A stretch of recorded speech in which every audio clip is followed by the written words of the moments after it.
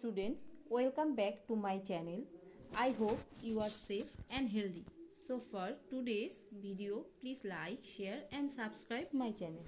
আর ভিডিওটা কেমন মনে হলো নিচে কমেন্ট করবে।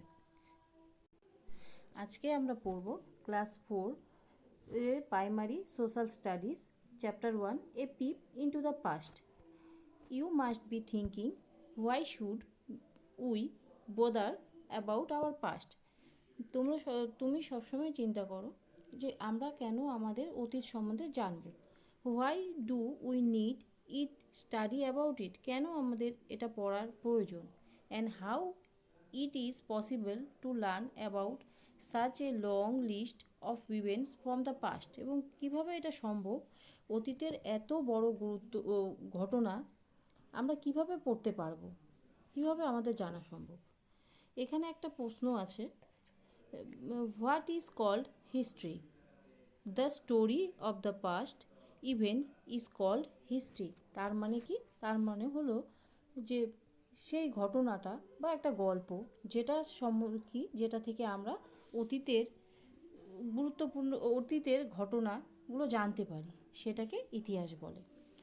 It is a journey across time and space that tax us into another period of time in which people live differently. এটা হচ্ছে একটা জার্নি সেই সময়ের এবং একটা ফাঁকা জায়গা, যেটা থেকে কি আমরা অ্যানাদার মানে আগের সময়ের থেকে, হ্যাঁ, সেখানে যে মানুষ বিভিন্ন তাদের যে জীবনযাত্রা ছিল সম্পূর্ণ আলাদা ছিল এখনকার থেকে, এবং সেখান থেকে আমরা কি এটা জানতে পারি। তাদের their society, believe, faith, eating habits, cloth, building, art and craft were different from what we have today. তাদের যে সমাজ ছিল, তাদের সমাজ, বিশ্বাস, খাদ্যাভ্যাস, জামা কাপড় এবং তারা যে কালচার ছিল, তাদের সমস্ত কিছুই কি এখনকার থেকে সম্পূর্ণ আলাদা ছিল। এখানে চলো একটা জিনিস দেখি নেই। The word history has been derived from the Greek word hysteria, which means knowledge accurate by investigation. এখানে দ্য ওয়ার্ড হিস্ট্রি, এই হিস্ট্রি শব্দটা কোথা থেকে এসেছে? যেটা এসেছে গ্রিক ওয়ার্ড হিস্টোরিয়া থেকে, তো যার মানে হচ্ছে যেটা আমরা কোনো কিছু অতীতে ঘটে গেছে সেটাকে ইনভেস্টিগেশন করে আমরা জ্ঞানটা, এই নলেজটাকে পাই, জ্ঞানটাকে পাই। Why do we need to study history?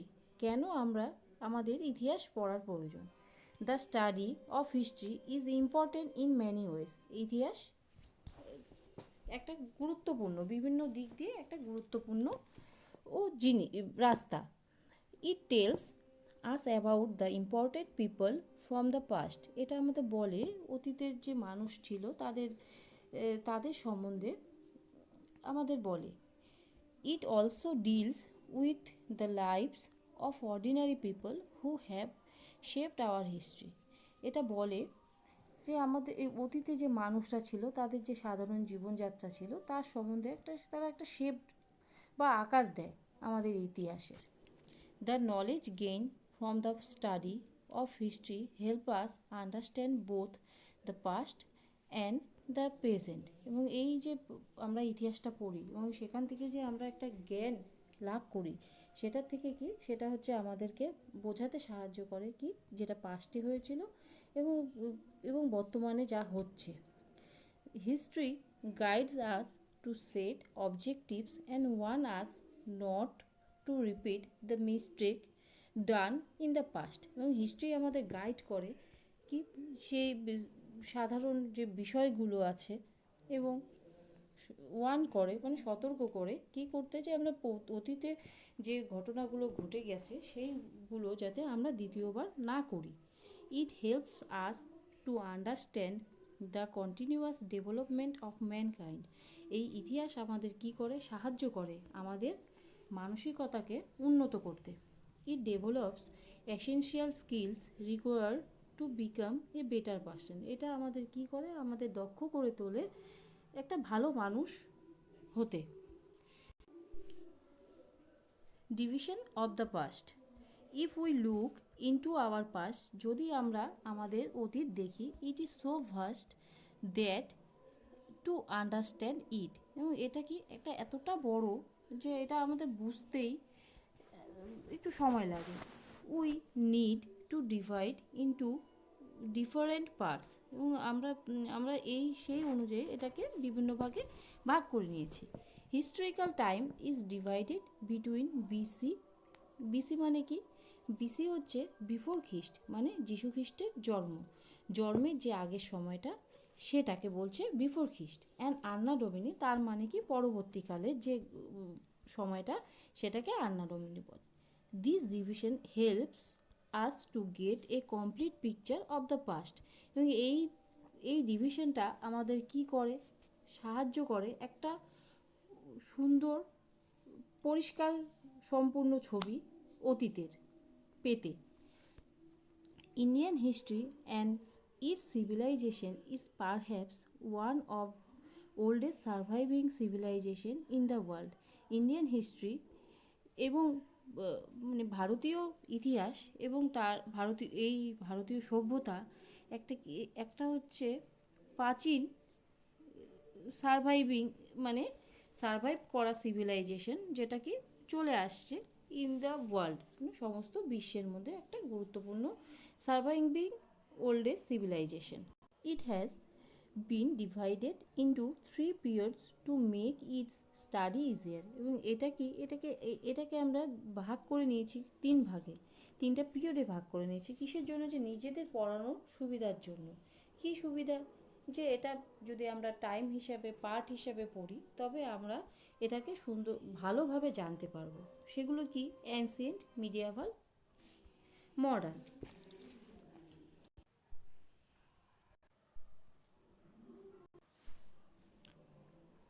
Early man came to Indian subcontinent around 7000 BC, তার মানে আগে মানুষ এসেছিল ভারতীয় সাবকন্টিনেন্ট মানে উপমহাদেশ।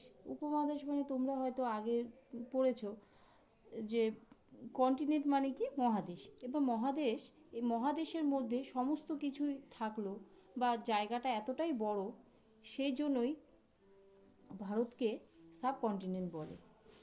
তো এই ভারতীয় উপমহাদেশে আগেকার দিনের মানুষ এসেছিল 70,000 BC, বিফোর খ্রিস্ট, মানে যীশু খ্রিস্টের জন্মেরও 70,000 বছর আগে এখানে মানুষ এসেছিল।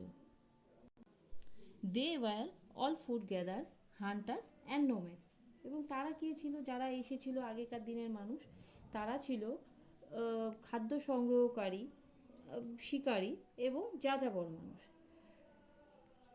আরিয়াভট্টা, the great astronomer and scientist who invented zero, belong to the ancient period.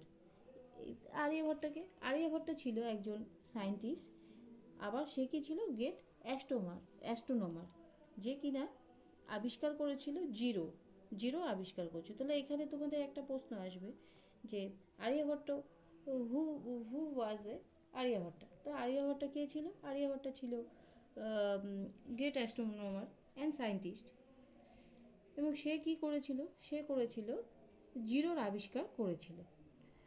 Ancient India can be further divided into 4 categories based on the types of tools they used, এবং ancient ইন্ডিয়াকে কী করা হয়েছিল?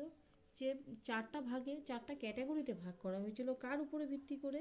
যে তারা যে অস্ত্রশস্ত্র বা যন্ত্রাংশ ব্যবহার করত, সেই পদ্ধতি অনুসারে সেই জিনিসগুলো ব্যবহার করা হিসেবে 4 ভাগে ভাগ করা হয়েছিল। সেগুলো ছিল palaeolithic period, mesolithic period, neolithic period and chalcolithic period.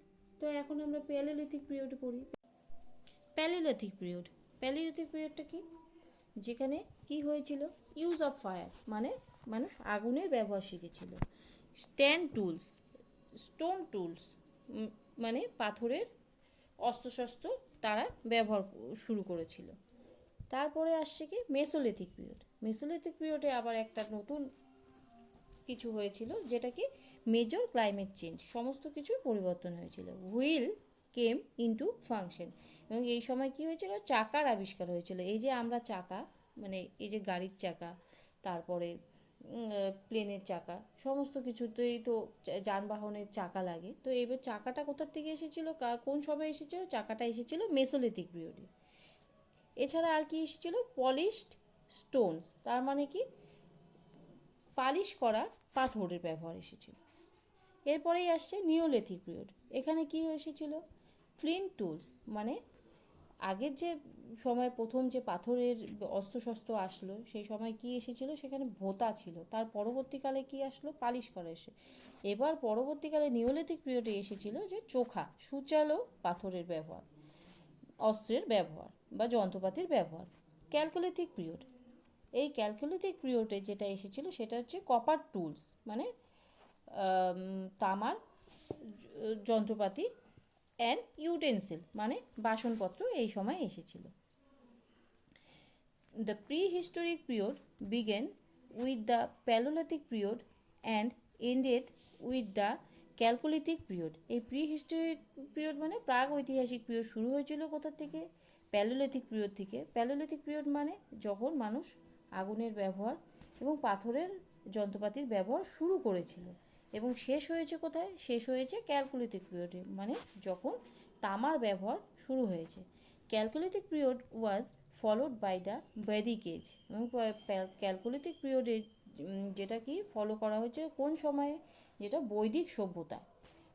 It was during the time when Vedas were written, এবং এই সময় কি হয়েছিল? এই সময় এই ক্যালকুলিথিক বা বৈদিক এজের সময় যে বেদ লেখা শুরু হয়েছিল। The development of kingdom had started in India by the end of this period, এবং এই পিরিয়ডের শুরুতে কি হয়েছিল? এই যে সময়টা ছিল এই ক্যালকুলিথিক বা বৈদিক, এই যে এই সময় হচ্ছে যে গুরুত্বপূর্ণ রাজাদের রাজত্ব শুরু হয়েছিল, এবং India by the end of this period, এবং এই সময় কি হয়েছিল? এই সময় আবার শেষও হয়েছিল। এবার আমরা পড়ব মিডিয়াভাল, যেটা কি এই আন্না ডোমিনি 700 থেকে এডি 1857।